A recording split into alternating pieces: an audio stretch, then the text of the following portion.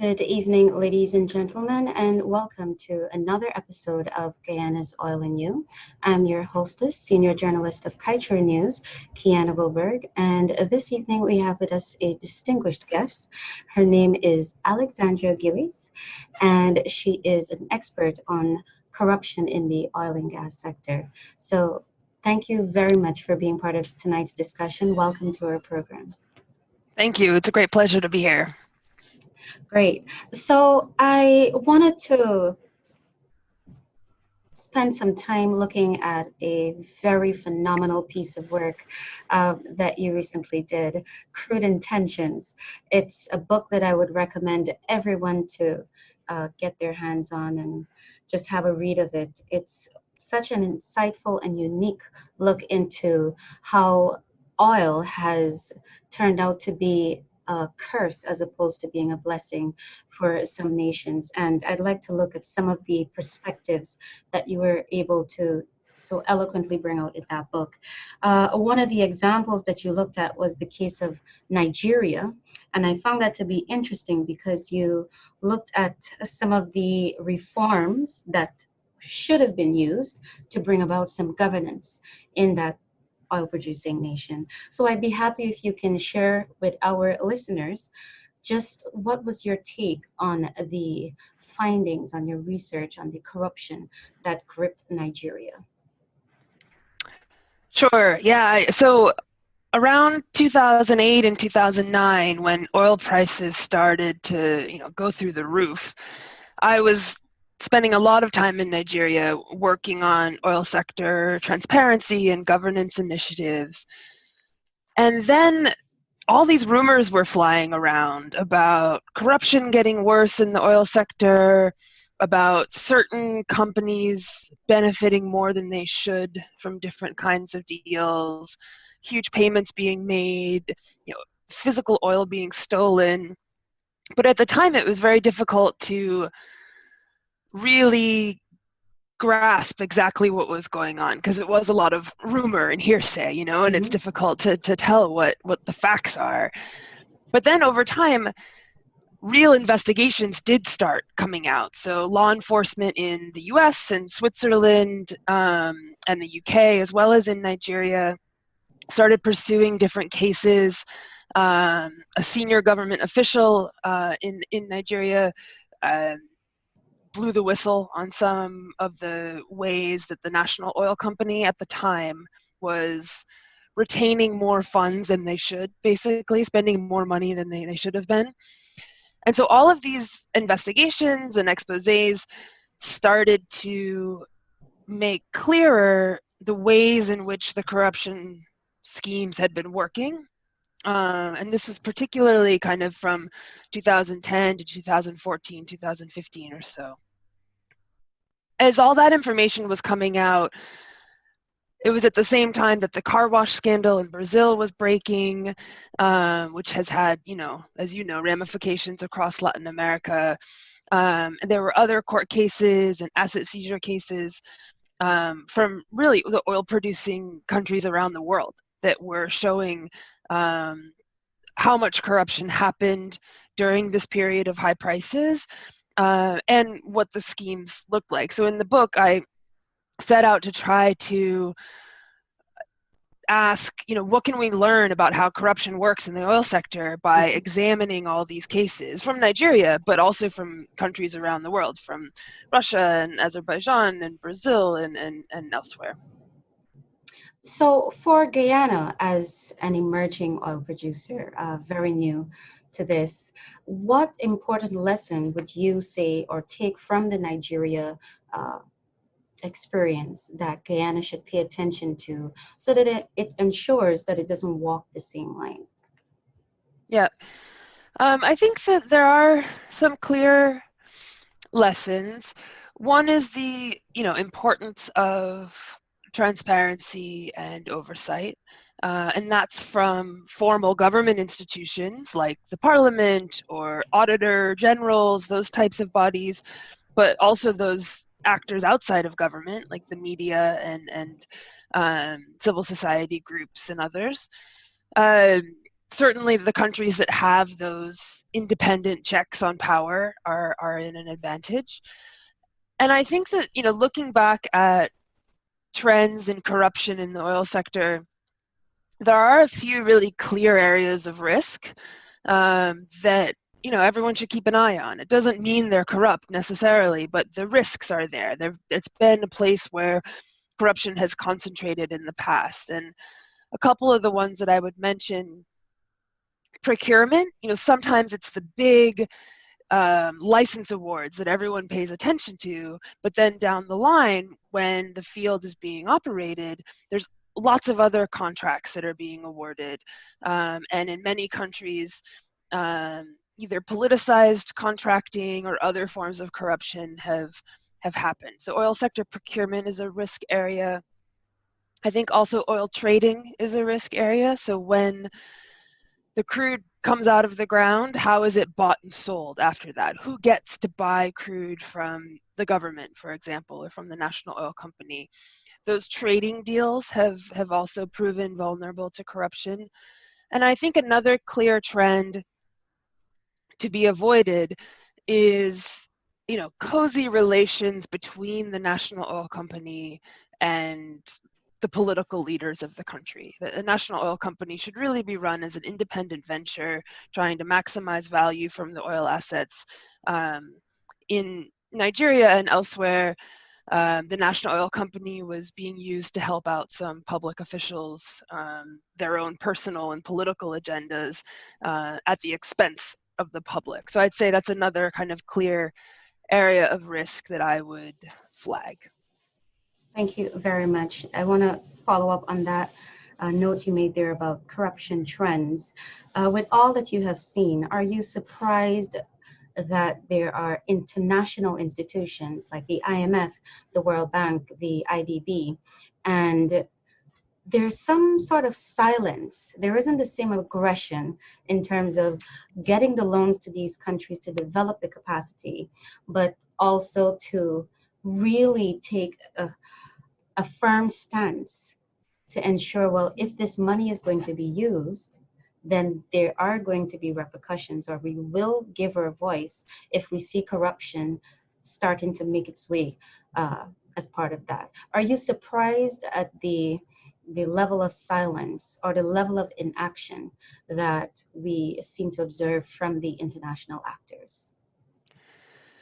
I think it is a source of some frustration. It's gotten better, Okay. I mean, 20 years ago, corruption was a dirty word in these institutions and they wouldn't talk about it at all. And now at least, it is being talked about. And I think the IMF in particular have made some real efforts in the past 2 or 3 years to, especially in countries where corruption is a big problem, to talk about it more openly and do assessments of corruption and governance before entering into new agreements.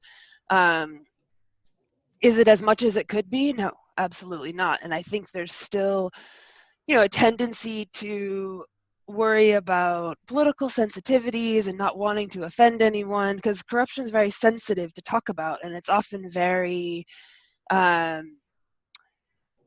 it leads to very inflamed conversations. And I think for those types of actors, the international financial institutions, they like to see themselves as neutral and not taking sides. And so they struggle to know how best to talk about corruption. But I think the awareness that it's a big problem is there. That's on the plus side.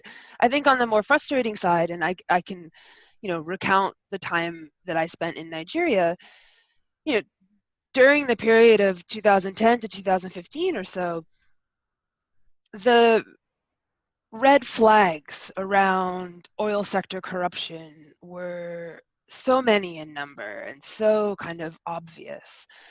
And I think at least during that period, the international community didn't want to deal with it. But then when a new government came in power, they rushed to help that new government and say, oh yeah, we'll help you prosecute corruption, and we'll help you go after the seized assets. Whereas just a couple years before, they weren't raising the alarm because it would have meant kind of being at odds with the government in power. So I think that's kind of the dilemma is they are recognizing it more, but they also don't want to kind of stir the pot in any way that would generate a controversy or endanger their relationship with the government. Understood. The next point I'd like to take you to. In your book, you spoke about whining and dining of politicians, and an interesting question was posed as to at what point does it really become a red flag? So I'd like to get into that discussion with you because as Guyana continues on this journey to developing its systems, its capacity to being an effective oil producing nation, we're still going to have the process of ministers or our political leaders meeting with oil and gas company reps. And whatever form that may take, based on your experience, what exactly should we be looking for, and what, in your view, makes it a concern or an issue of corruption? When does it get to that point? It's a very difficult question because everyone would draw the line probably in a different place. And you know, in the book I talk about a few different situations where the level of whining and dining sounds excessive when you read about it, and yet courts of law said, well, actually no law was broken, you know. And so it falls in that gray area of maybe it's not illegal, but it sounds, you know, inappropriate, or it just doesn't seem right, you know. So how you define that in terms of a set of regulations or a set of rules, it's really difficult, and I don't think I can kind of provide a nice tidy answer to that question. I think rather than there being any perfect rule to say like, oh, you can go out to dinner that costs $50 but not a dinner that costs $100 or something like that, I don't know. I don't think that's the answer. I think the answer, or something that helps, is the transparency, you know, and if the deal that's being negotiated eventually is disclosed, at least those officials know that their decisions will be scrutinized, right? And so I think the most risky situation is when oil companies and government officials are negotiating behind closed doors and the results, you know, the terms of the agreement are not known. Because in that situation, the government officials or the company representatives, you know, it would be tempting to, you know, look the other way at a contract term that was bad for the country or something like that. So in some ways, I think the answer to the whining and dining question is not necessarily stricter rules on that side, but more transparency, more oversight, more scrutiny, so that, you know, whatever is agreed, the parties know that they have to be able to defend it, and that I think will help. And I think I think the culture of the industry has gotten a little bit better in this regard. I think the enforcement of the U.S. Foreign Corrupt Practices Act is the U.S. anti-bribery law that's been very actively enforced by U.S. authorities over the years, and now other countries are starting to enforce their anti-bribery laws more as well.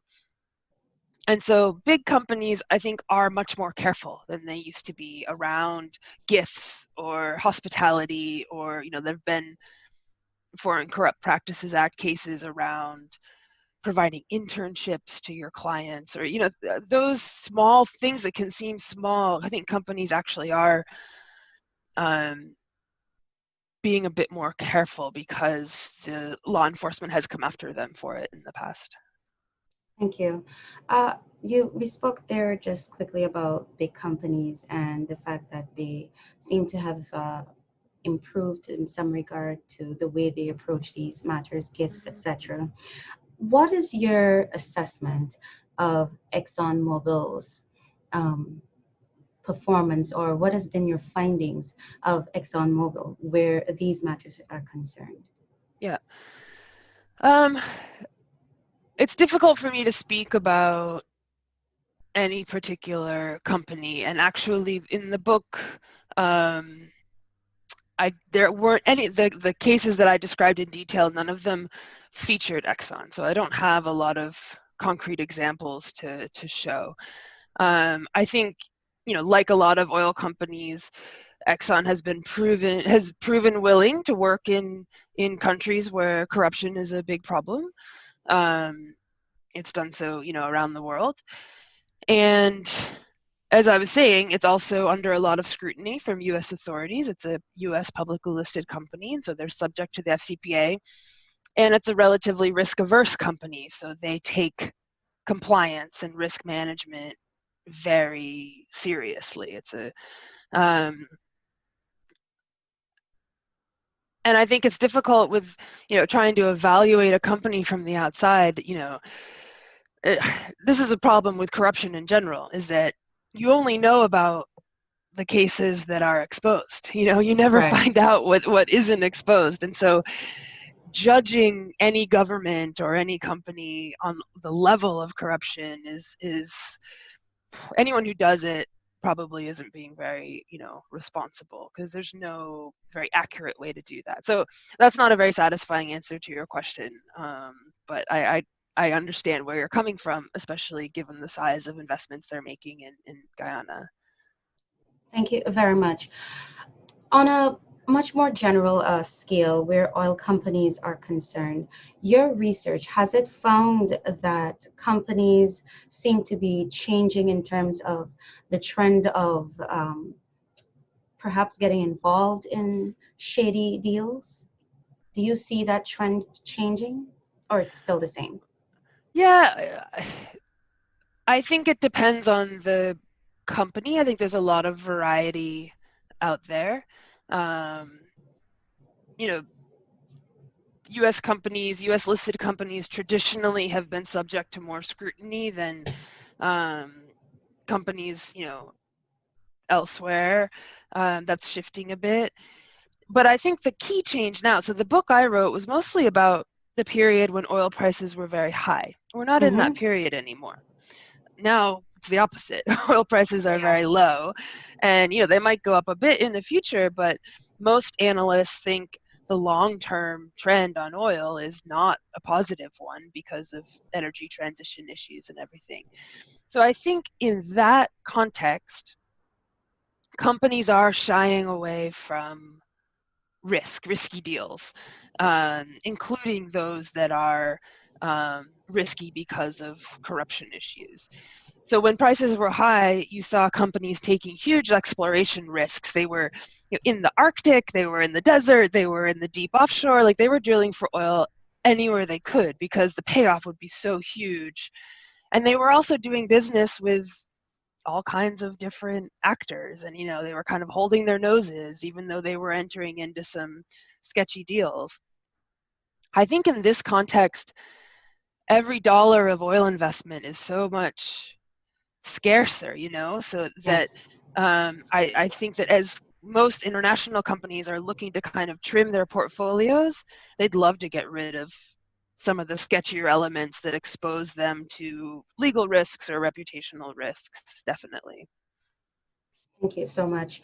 Now, I'd like to turn to another point, a very interesting one that was made in your book. You spoke about the Boulevard of Death.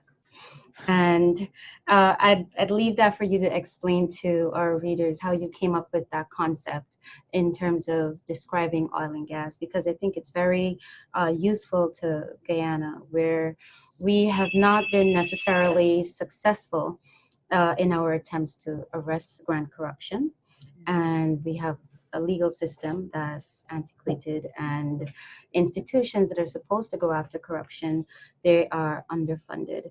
So for me, from my perspective, it seems as though oil has come into an era where there is a boulevard of death. So how do you get past that? Is it still possible to get a sector through all of that headway? Yeah, so that term, I live in New York City, and the Boulevard of Death is this road in Queens that pedestrians were dying on, dozens every year. And so when the city decided to try to deal with this challenge of pedestrians being killed by cars, that's one of the places they started. Obviously, if you want to fix the problem, start at the Boulevard of Death, where that is clearly a place where the risks are very high. And so in the book, I use it kind of as a metaphor of like, no, of course we can't fix corruption altogether, it's always going to be there. But that's not a reason to just like throw up our hands and say, oh, well, that's just how it is, and accept it as just part of life. Instead, you have to kind of look at those areas where the risks are obvious, start where the biggest problems are. And so I think for a lot of countries, it does make sense to, focus scrutiny and attention around the areas of vulnerability that I mentioned earlier. So around procurement, like it's been national oil company procurement, oil sector procurement in general, has cropped up in corruption cases in every type of country around the world, dozens of them. And so, if you have scarce resources, that's an example of the kind of high risk area that you start with to try to, prevent these kinds of challenges. I don't want to downplay how difficult it is, especially because, a strong fight against corruption does require effective institutions across, multiple branches of government, etc. But I think the record of corruption in the sector teaches us, where the problem area is, like to say, okay, let's at least start here. There's some other ones too, anonymous shell companies appear in like almost every corruption case that I looked at. And so, whenever you see an anonymous shell company as a party to a deal, there's another area where you should really, focus scrutiny and ask lots of questions. And so there's these lessons around, how to prioritize our anti-corruption work so that the challenge doesn't seem so massive and impenetrable. I don't know if that answers your question or not, but okay. Thank you very much. Now, I want to turn to another area. I know that there are many lessons about oil and gas and corruption. And what I'd like to look at is the strategy. What are some of the most effective strategies in keeping corruption at bay? Yeah. I'm not my answers to that question are not anything, radical or revolutionary or new, unfortunately. Competition helps a lot, that whenever there's a valuable business opportunity, it should be awarded through a competitive process. And I think one important aspect of the oil sector is that the opportunities to make money are not just from the company that holds the exploration or the production license. There are other opportunities to make money across the value chain. So whether it's trading oil, whether it's providing goods or services, anytime there's an opportunity to make money, that should be allocated through a competitive process. And it should be transparent. Who is, how the process was conducted, who the recipient was. I think this trend towards beneficial ownership disclosure is very promising. A lot of the corruption cases I looked at, you had public officials who were kind of acting behind the scenes, like there was a company that they were linked to, but their interest in that company wasn't obvious. It wasn't transparent in any way because it was a front. It had someone else's name on the door.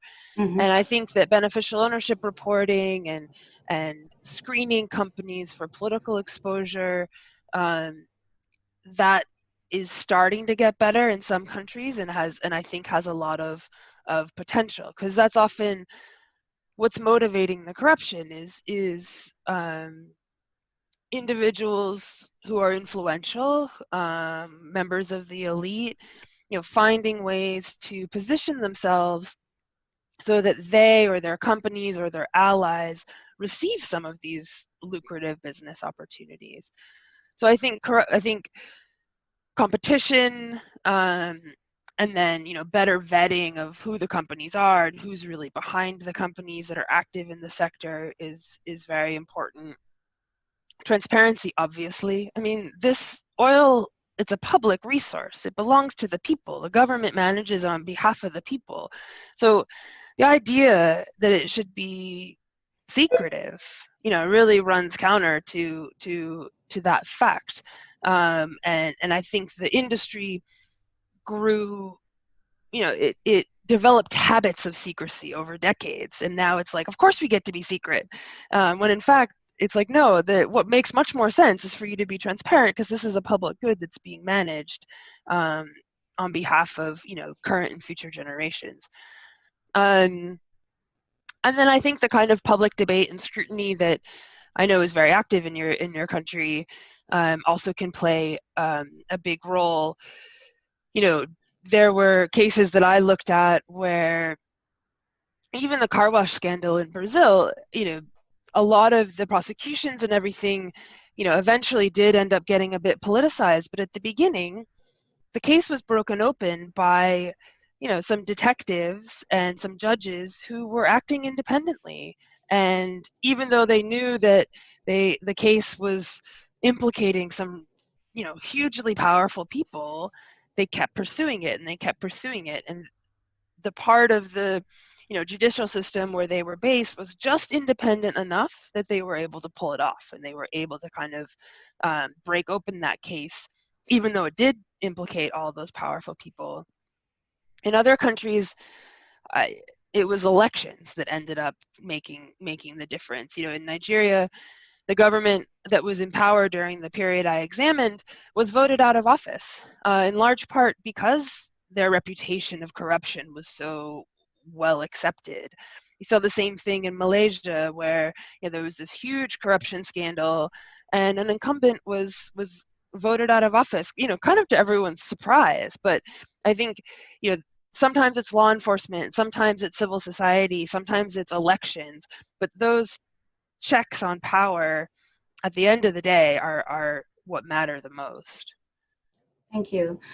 For the concluding aspect of our program, what would be your piece of advice to our new administration that's now getting to understand what needs to be put in place? What piece of advice would you offer the new administration and to the citizenry as a whole as we continue this journey as a new producer?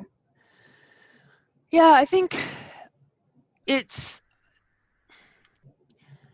to learn from past challenges. I think there is a lot that can be learned from the experience of oil-rich countries around the world. I mean, this concept of the resource curse came about for a reason, and it's because a lot of countries have struggled to manage the scale of oil wealth that Guyana has. And I think whether it's on corruption or managing volatile revenues or other aspects of the governance, negotiating with oil companies, yeah, there's a lot of cautionary tales out there, and I think they're worth learning, because no country is immune from those risks at all, and they're so real. But I think the other side, so that's kind of backward looking. Even more important today, I think, is to have the long-term interest of the country in mind, not the short-term interest, which, you know, certainly politicians in my country prioritize 1 year, 2 year, 3 years ahead of them, not, you know, 15, 20 years down the line. But with, you know, the oil industry is becoming a riskier place because of the energy transition. And I think the coronavirus pandemic provided a little bit of a preview of just how serious these risks are, that at any moment the bottom can fall out on this thing. And so I think, you know, taking a conservative approach to managing those risks, not overselling oil's future and the type of benefits that oil can provide, you know, that kind of cautionary approach, our time's really warrant that, I think. And so that would be the other kind of big picture message that comes to mind. Okay. Ms. Gillies, thank you very much for your insightful contributions to this discussion. And we do hope that we can have you a part of the program in the near future. Once again, thank you so much to our listeners, wherever you may be this evening. Thank you for being part of tonight's engagement on the oil sector, and we do hope you continue to stay safe.